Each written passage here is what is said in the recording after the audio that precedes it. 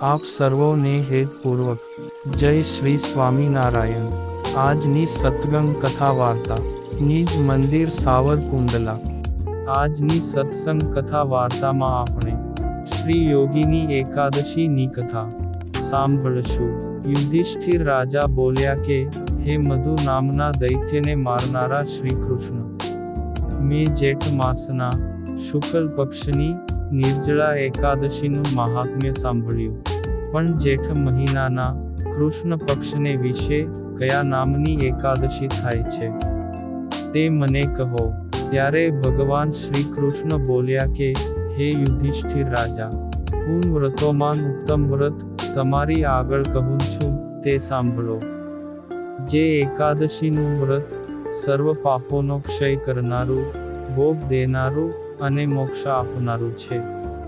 હે નરપતિઓમાં શ્રેષ્ઠ યુધિષ્ઠિર રાજા, જેઠ મહિનાના કૃષ્ણ પક્ષને વિશે મોટા પાપોને મટાડનારી તથા સંસાર રૂપી સમુદ્રમાં ડૂબેલાઓની પૂર્વે નૌકા રૂપ બનેલી જેઠ મહિનાના કૃષ્ણ પક્ષની યોગીની એવા નામની પ્રસિદ્ધ એકાદશી છે।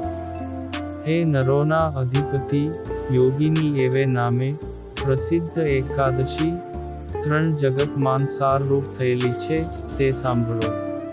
પૂર્વે શિવની પૂજા કરનારા અલકાપુરીના અધિપતિ કુબેર નામે પ્રસિદ્ધ યક્ષનો હેમમાલી એવે નામે પ્રસિદ્ધ ફૂલ લાવનારો બટુક હતો। તે હેમમાલીને સુંદર રૂપવાળી વિશાલાક્ષી નામની સ્ત્રી હતી। વળી વિશાલાક્ષીને વિશે સ્નેહવાળા હોવાથી કામરૂપી પાશમાં સપડાઈ ગયેલો, નિરંતર શિવજીની પૂજાના ટાણે કુબેર નામના યક્ષની સારું ફૂલોને લાવનારો અને એક દિવસે વિશાલાક્ષીનું મુખ જોઈને અતિ મોહિત થઈ ગયેલો તે હેમમાલી માનસ નામના સરોવરમાંથી ફૂલોનો જથ્થો લાવીને પોતાની સ્ત્રી સાથે પ્રેમમાં જોડાયો, અર્થાત પ્રેમ પાશમાં બંધાઈ ગયો। તેથી કુબેરને પૂજન કરવાને ઠેકાણે ફૂલ પહોંચાડવા ન જતા સ્ત્રી સાથે શૃંગાર રમવા ઘેર રહ્યો। હે યુધિષ્ઠિર રાજા, હવે કુબેરજી દેવ મંદિરમાં શિવજીની પૂજા કરે છે, એવામાં મધ્યાહનનો સમય, તેથી ફૂલની વાટ જુએ છે। પણ હેમમાલી બટુક તો ઘેર સ્ત્રીની સાથે રમે છે, એથી ફૂલ ચડાવવાનો વખત જતો રહેવાને લીધે કોપ ચડવાથી યક્ષોના રાજા કુબેર બોલ્યા કે હે યક્ષો, દુષ્ટ મનવાળો હેમમાલી બટુક આજે ફૂલ લઈને શા સારો આવતો નથી, એનો નિશ્ચય કરો। એ રીતે વારંવાર કુબેરજી બોલ્યા। ત્યારે યક્ષો બોલ્યા કે હે રાજા કુબેરજી, સ્ત્રીની કામના વાળો, સ્ત્રીને વિશે આસક્ત થયેલો તે હેમમાલી બટુક પોતાની મરજીથી, ઈચ્છાથી સ્ત્રી સાથે રમે છે। આવું યક્ષોનું બોલવું સાંભળીને ક્રોધ ચડાવી કુબેરજીએ તુરંત હેમમાલી બટુકને પૂજાના સ્થાને બોલાવ્યો।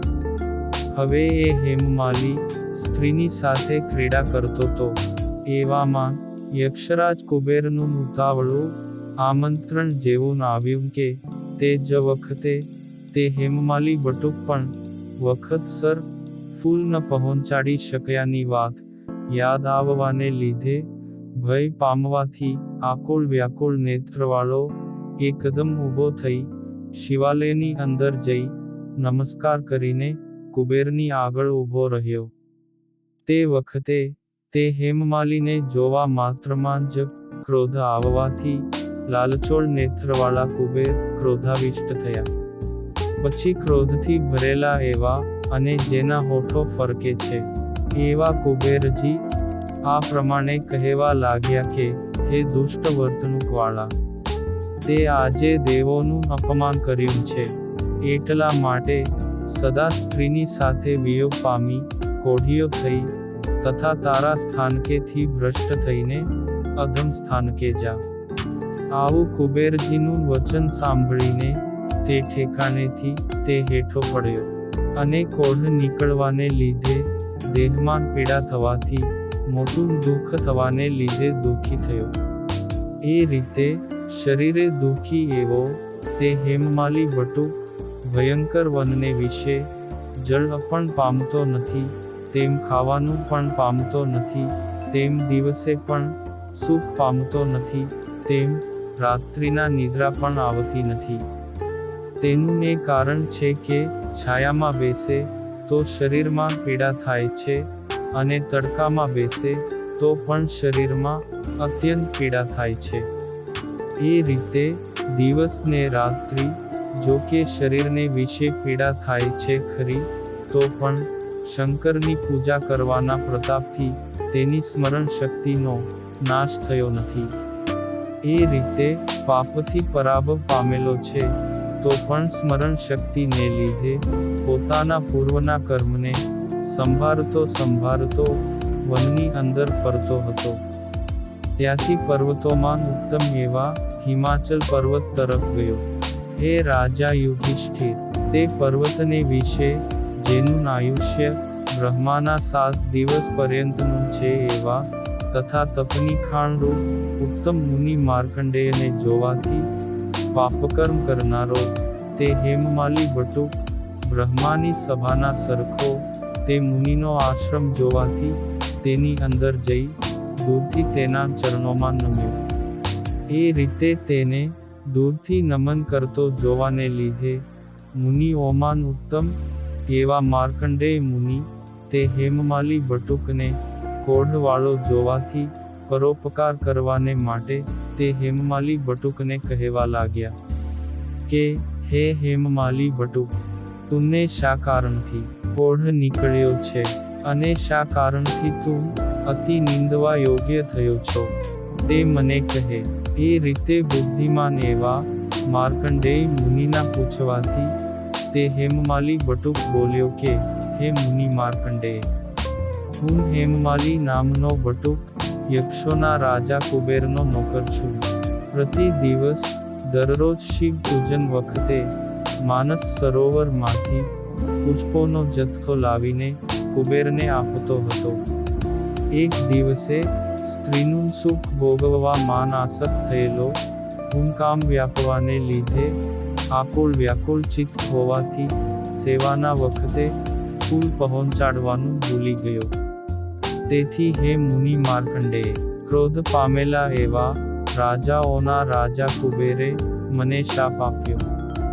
એ રીતે શાપ મળતા કોઢ નીકળવાથી દુઃખી એવો હું સ્ત્રીની સાથે પણ વિયોગ વાળો થયો છું.